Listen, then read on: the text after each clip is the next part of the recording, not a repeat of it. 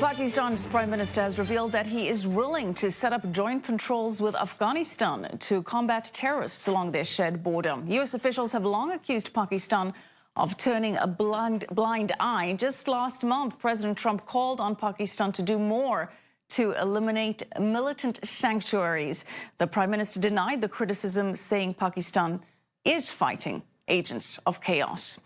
And President Trump is reportedly considering a more aggressive approach towards Iran. The latest proposal includes more U.S. interceptions of Iranian arms shipments, especially those being sent to Houthi rebels in Yemen.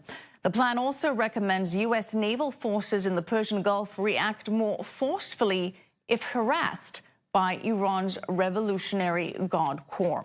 For more on this, we're joined by Ryan Mauro. He's a national security analyst for the Clarion project and a professor of Homeland Security and Counterterrorism at Liberty University. Ryan, good to have you with us. And Ryan, should the U.S. implement this more offensive anti-Iran strategy that the president has now reportedly been presented with?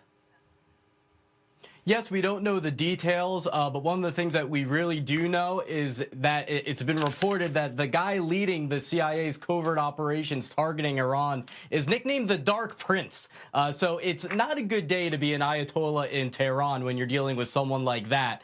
And you have General Mattis, a Secretary of Defense, who has long been wanting to get back at the Iranians for murdering American troops in Iraq and Afghanistan. But there's also got to be a strategy. It has to be more than just tit for tat, just responding to these type of provocations with measures of our own. There has to be an actual strategy to roll back Iran's proxies, and that includes Al-Qaeda, which has leaders in Iran right now. Now, Ryan, some analysts have been saying that Iran has been allowed to just exert too much influence unchecked on the region and does need some pushback. But given we've seen some tensions, some near misses with Iranian and U.S. ships in the Persian Gulf, there is a big concern that if this proposal is implemented, that the situation in many regards could escalate very quickly into something dangerous. Do you think that that could happen? Oh, for sure, especially if we move too slowly and too weakly into this type of plan. If you're going to launch a plan for essentially a covert war on the Iranian regime, you better implement it full force rather than just a little bit here and there to see how they respond, because you're not going to like how they respond. And they have the means to respond in places like Afghanistan against our military, and in Iraq and Syria. For example, in Saudi Arabia, and the Saudis are advocating destabilizing the Iranian regime, but within Saudi Arabia, 90% of the oil is located in Saudi Arabia's eastern province, which is majority Shia. So Iran can play the same game.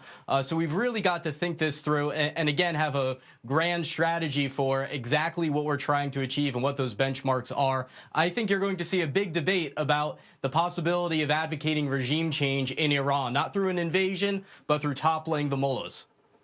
And Ryan, quickly, the Prime Minister of Pakistan saying that Pakistan is going to step up efforts along the border there with Afghanistan. How significant is this?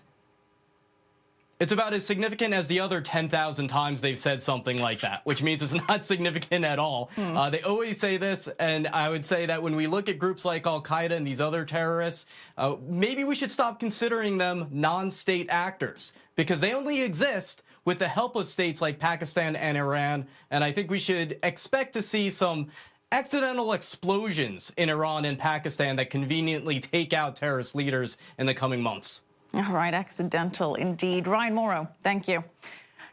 Still to come, Britain's change in tone as it negotiates a final Brexit deal. Details next.